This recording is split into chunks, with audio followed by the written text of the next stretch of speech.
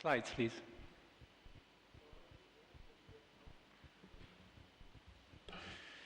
So I guess actually as a neuroscientist I have some good news for Stephen Hawking in the sense that at least as far as neuroscientists are concerned, we're nowhere near understanding the brain or building one. There is a very, very long way to go. In fact, I want to kind of lower your expectation, even though I'm a neuroscientist and the way I'm best positioned to study intelligence, that's literally what we do.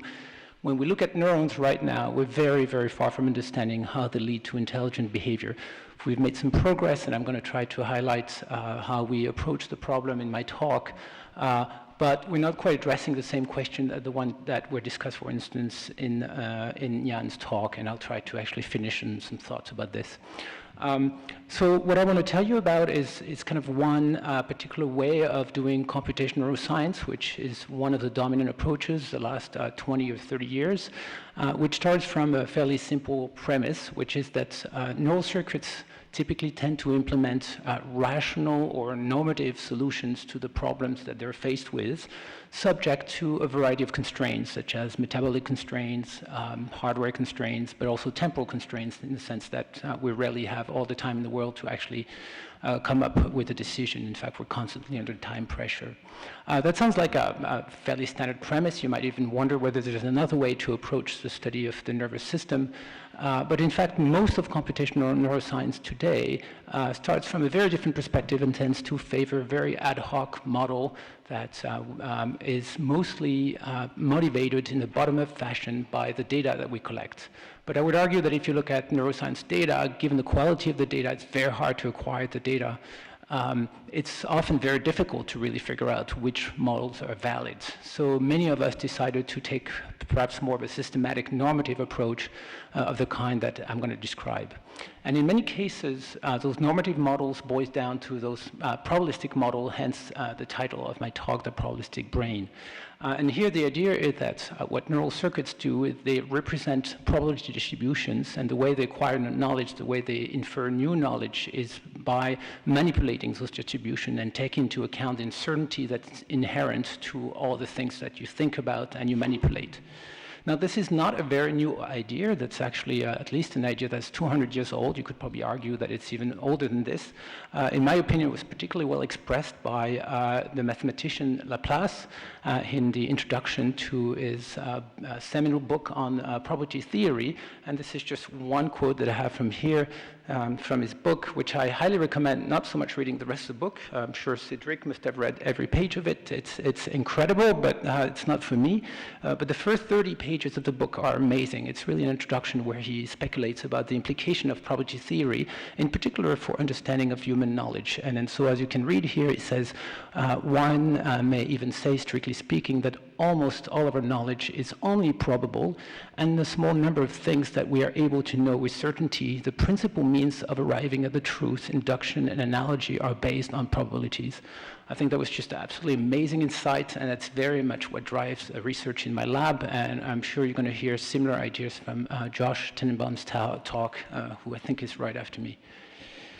So I could spend the rest of the talk telling you about all the different models that we've developed based on this principle, but instead I've decided to just focus on one particular problem that we've looked at that's directly related to intelligence, and that's decision making. And so I'm going to really illustrate this approach in the context of decision making. Now, in neuroscience, when we say decision making, don't get too excited. We study very, very simple decisions. It's not like deciding whether you should marry your partner right now or not, or what kind of career you should pursue. We're talking about fascinating decisions like this one. Are those dots moving to the right on average, or are they moving to the left? This is called perceptual decision making, and as disappointing as this may look, one big advantage of such task is you can actually train animals to do this, and you can record the neurons while the animal is performing the task, and that aspect is really incredible and fascinating. Now, a lot is understood and known about perceptual decision making, so I'm going to talk about the second kind of flavor of decision making for which we know a lot less, and that's called value-based decision making. And I want to acknowledge right away that the work I'm going to tell you about was done with those two guys, Sato Tajima and Jan Drogovic. So in value-based decision-making, we're not talking about choices of this type. You have two items, you have to choose one of them, and those items just have subjective value to you. Unlike the moving dots, there is no correct answer to the question, which one do you want? This is all based on how much you favor those two items. And needless to say, you make such decisions absolutely all the time in your life. They're essential to the way we function. And curiously enough, we don't know much about how we make such decisions or what are the neural mechanisms that allows you to make such decisions. In fact, if you review the literature, you'll find that there's a lot of people who argue that we're really bad at this kind of choices. We're very suboptimal. And this is based on a variety of observations. I'm just going to mention a few of them. One of them that's quite remarkable and indeed kind of compelling is that if I give you two very good choices, but equally good, you're going to take forever to decide, which seems to make no sense because pick one right away. You're going to be happy. You're going to get something you like. And yet you've all been in a restaurant agonizing over two dishes that you want to get and having to be forced to choose. So we all know that's exactly what we do. And that seems very suboptimal. Those decisions also often violates what is known as the principle of independence of irrelevant alternatives, which I'm illustrating here. So this refers to the fact that if I give you, again, two items that you really like. So personally, 6 months ago, I went to this absolutely amazing restaurant in Reims. It's called L'Assiette Champenoise. And if you remember only one thing from this talk, is remember that name, because it's really an amazing experience. And I was offered those two choices here. The asparagus with caviar and the foie gras with Japanese ponzu sauce. And the way I resolved my dilemma here is I ordered both. But say you have to choose between those two. Both are unbelievable. So you have to choose between those two. It turned out that it's already difficult in general, but it's going to get even worse if I give you a third option that you're very unlikely to pick. So for instance, if I were to offer this, I lived in Rochester, upstate New York, for many years, and that is a culinary specialty of Rochester. I'm not making this up. This is actually called a garbage plate, and it's aptly named so. It tastes just the way it looks. I had it only once, and God knows I'll never go back and have it a second time.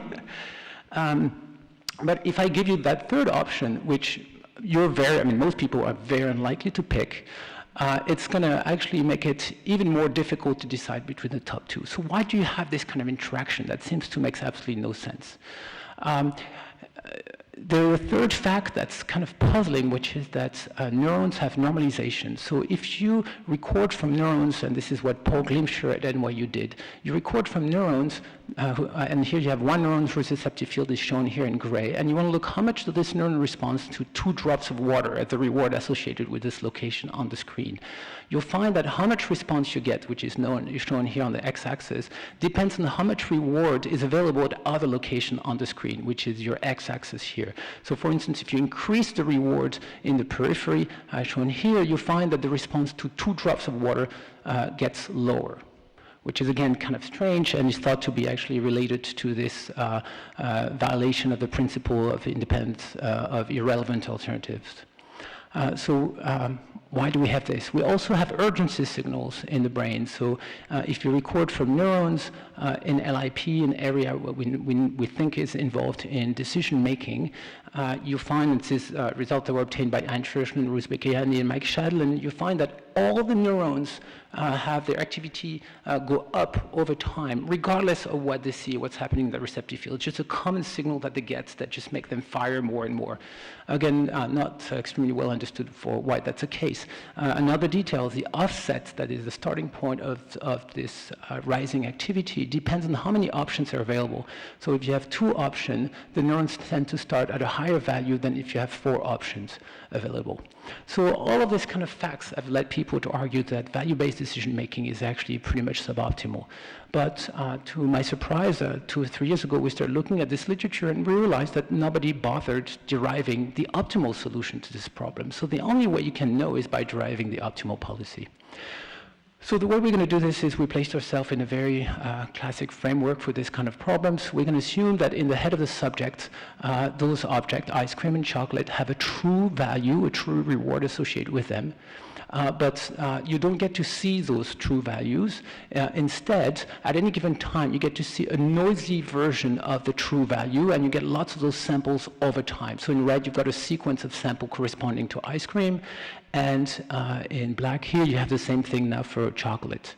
And so if you're an agent and you have to make a decision, there are really two questions you have to resolve. Given the samples, you have to figure out what can you infer about the rewards, and second, when should you stop collecting samples? When do you have enough information to make a decision?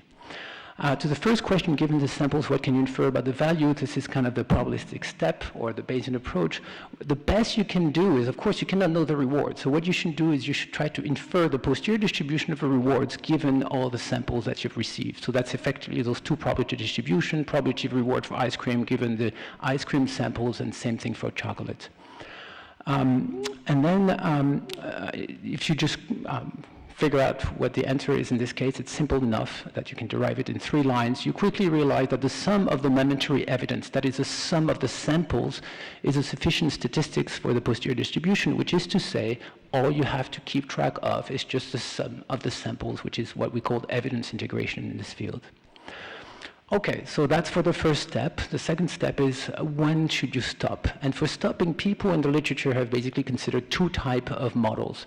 They're known as race models or DDM, which is drift diffusion models. In a race model, it's pretty simple. You're going to have, if you have 2 options, you're going to have 2 integrators. You can have 2 integrators that are summing the evidence separately for ice cream and for chocolate, and you keep track of the sum of those evidence, and you have a threshold, and whenever you hit the threshold, you stop, and you pick whichever options got there first. The drift diffusion model is a bit different. Now you have only one accumulator, and the accumulator accumulates the difference in the samples for ice cream and chocolate. And now you have also 2 bounds, an upper bound for ice cream and a lower bound for chocolate, and you keep accumulating until you hit one of those bounds. So you can easily imagine that from such model, the decision speed in the case of a race model is determined by the absolute value of the items that you're considering. The more value, the faster you're going to decide. Whereas in contrast, for the drift diffusion model, your speed is going to be determined by the value difference, right? And so as a result, it looks like the race model is the way to go here. If I give you 2 good choices, it's going to ensure that you respond very quickly. Whereas with a drift diffusion model, you're going to take forever to decide when you have 2 good choices because they have similar values, so the difference on average is 0, so you're going to take a long while to drift toward one of the bounds. And yet that's what experimental data seems to suggest we do, is drift diffusion models. So what's the optimal solution? So luckily we didn't have to invent a new, we could recycle mathematics, as Mariano was suggesting this morning. It's well known how to solve this kind of problem. It's based to a theory that's known as dynamic programming that many of you are familiar with. And in this case, we can solve everything analytically. It's simple enough. And lo and behold, and to my complete surprise and against my own intuition, what we found is that if you try to maximize your reward rate, so number of reward per unit of time, so you're imagining that you keep making choices that type, and the timing is under your control, then we find that drift diffusion models is actually the optimal policy. That's the best way to go. And you would have to look at the mathematics to really see where it comes from, but intuitively it's partly because drift diffusion models handles easy trial very well. So easy trials are the trials in which one of the item has a high value, the other one is really bad. In a drift diffusion model, the difference is going to be large. You're going to decide right away on those ones. With race model, it turns out you're going to decide, you're going to take more time than for the easy trials where you have 2 good items. Because only one of the race is going to the threshold, the other one is not. So that's actually where the difference comes from. The race models are not so good for the easy trials. Okay, so all of this is for 2 choices, but what about when you have more than 2 choices, which in our modern life is pretty much the rule? Well, of course, as always, when you say more than 2, what you really mean is 3, so let's consider 3 choices. So now we're going to assume that we have evidence, we have samples for 3 different options, and how are we going to make a decision? So one possibility is to go for a race model for 3 choices, which is we accumulate the evidence for red, for green, and for blue here. So at any given time, we basically have 3 numbers corresponding to the accumulated evidence for either of those choices. And so we can track in a 3D cube like this of the state of the 3 integrators, and over time it's just going to drift like this. With the race model, what happens is you stop this drift whenever you hit the side of the cube, right, which corresponds to the threshold for the different options. So is this a good strategy? Well, just like in the case of the 2D choice, this is actually going to be suboptimal. So what's the optimal strategy? So again, we just can rely on stochastic optimal control or dynamic programming to derive the optimal policy for this case as well. And what you find if you do this is that indeed accumulating evidence over time is the right thing to do. That's the first step. But the stopping rule has to be more complicated than for the race model. The stopping rule has to involve those boundaries that I'm showing you here in color. They are basically nonlinear surfaces that also are not parallel to any of the sides of the cube, so they depend on nonlinear combination of all the different races. So it makes life quite more complicated. However, and that's one thing that we can prove, those surfaces are all parallel to the unity line, to this dotted line that you're seeing here. That's an important fact because what it tells you is that how much you drift along the unity line here is irrelevant as far as your choices are concerned. The only drift that matter is the drift in the plane, or in the ND case, the hyperplane that's orthogonal to that unity line here. So we can project everything into an n-1 dimensional space, as shown here, and that's the drift in that space that matters, and you stop whenever you hit those nonlinear boundaries. Note that the 2D case I showed you before was just an example of this, right? We started with 2D problems, and we saw that you can solve it with a drift diffusion model, which is 1D, n-1. So this is exactly the same observation. Oh, and it's not so important, but the bounds also have to collapse over time for the optimal policy. They have to get closer to one another. So at this point, after we derived this, we're like, okay, but that's starting to be somewhat complicated. Can we get neurons to actually implement this in a somewhat natural way? And it turned out that yes, it's actually reasonably easy. The first thing you're going to need is accumulators. So you need neurons that can take the sum of the sample over time. And we have lots of reasons that there are neural circuits in the brain that are pretty good at doing this, accumulating evidence in a somewhat linear way. And then we're going to need to project this three-dimensional race onto a plane. And the way we're going to do this is by having a negative feedback that takes the form of a normalization, which is formally equivalent to this projection. But the boundaries themselves are nonlinear, so we're going to need at least one nonlinearities, which is going to, in this case, is going to be some kind of polynomial nonlinearities. Then at the stopping rule, we're going to have something very simple, which is whenever one of the races gets to a threshold, we stop. And on top of that, because we need collapsing bound, we're going to have an urgency signal. So all of this is pretty simple to implement in neural circuits. And it has a bunch of free parameters. If you optimize the parameters to maximize your reward rate, you end up with boundaries that are shown here as dotted lines, and next to them is the optimal boundaries as specified by stochastic optimal control, and you see that we can approximate the optimal solution extremely closely with a very simple type of neural mechanisms. Okay, so there's lots of components to these circuits. In particular, there's an urgency signal. But as I mentioned early on, we already know that urgency signals exist in the brain. And if we measure them in the model in exactly the same way that we're measuring the brain, we get a very, very similar profile in our model. I mentioned this kind of awkward thing about the fact that the offset of the urgency signal is different depending on how many choices you have. So it's lower for more choices, and we find that when we optimize our network, we get exactly the same phenomena. How about the normalization? So remember that how much a neuron responds to 2 drops of water depends on how much reward is available in the periphery here, and so we get the exact same thing in the model, which is due to this normalization. But this time, you know, in this paper by Louis and Glimscher, they were arguing that normalization is something that's in the brain. You have no choice. It's a hardware constraint. For us, it's a necessity of the optimal solution. As a result, actually, of this normalization, we also capture the independence of irrelevant alternatives, the violation of the IIA, as it's known in the field. So here I need to explain very briefly how this is typically measured. It's a bit technical. I hope I wouldn't lost you, but it's pretty simple. So here what they do, I see Stan looking at his watch. Stan, how am I doing on time? 18 minutes. Oh, okay, so perfect. I'm going to be just on time. So here what people do, this is an experiment again by the Glimcher lab, they give you two items, A and B, and they look at percentage of time you're going to pick A. Okay, that's going to be shown here. And they're going to vary systematically along the x-axis the difference in target value between A and B. So here it's favoring A a lot, and over there it's favoring B. And what you get is exactly what you would expect. That's the probability that people are going to choose item A grows according to a sigmoid function of the difference in value.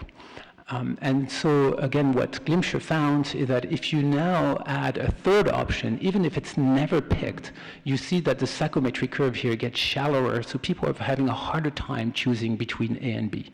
And we get the exact same thing in the model as a result of the normalization when we run this kind of test here. And this is all due to normalization. So just to summarize this part of the talk, what I've been showing you that once you derive the optimal policy for value-based decision-making, you quickly realize that actually a drift diffusion model is the optimal policy in 2D. That in ND, it's a bit more complex. You have this nonlinear stopping boundaries, but fortunately, you can actually implement them quite naturally and quite simply in a circuit of this type. And so suddenly all those weird things that you might think really argue for suboptimal solutions, such as normalization, urgency, and all those things are actually really exactly the kind of things you need if you want to implement the optimal policy. So as I said, this is just an example of a general approach. Many labs in the world are kind of like working under the assumption nowadays, and ourselves, what we find very, very appealing about this kind of a probabilistic approach or this normative approach is that it's been extremely successful in explaining all sorts of neural data that we have in many different domains, and not just in humans or monkeys, but even in insects nowadays. So I told you about the work we're doing on decision making, but we've done some work that's just going to come out on order demixing. You can barely read this. We have some work on navigation. There's a recent paper showing that when ants run around the desert, the way they keep track of their position in space is by actually representing the probability distribution where they think they are in space over time, which is, to me, is a remarkable discovery. And we're talking about an animal with less than 1 million neurons, but they're using already probabilistic type of algorithms. We've done some work on multi-sensory integration using this kind of principle. We're recently worked on auditory localization, which is how barn owl actually locate their prey. We have also used this principle to think about how we search objects in visual scenes, but also how we do simple arithmetics, like just a simple addition of numbers, which we would argue is actually very much a probabilistic process when it's done fast and with the analog number sense that Stan could tell you about. And we also have some work on motor control where it's a very dominant approach. So we're very successful in that respect. We've done a lot of progress in understanding the neural basis of all those different operations. What we're very much missing are the kind of things that Jan said was actually the essence of intelligence, which is the ability to build model of the world, and something that I'm sure Josh will tell you about at length. That's actually where we're stopping right now in neuroscience. We don't have a really good understanding of how you can implement complex model of the world that works on structured representations. It's very hard to study already in animals, but even on the theoretical sides, there aren't that many proposals about what form they might take at the neural level. So I think we're at a transition within a few decades. I think somebody was saying earlier during the break that if you predict something beyond 10 years, that means you have no idea when it's going to be actually done. But I'm afraid we're in that time zone, like within 10, 20 years. I'm hoping that finally we're going to have the ability to study that at the neural level. Thank you very much.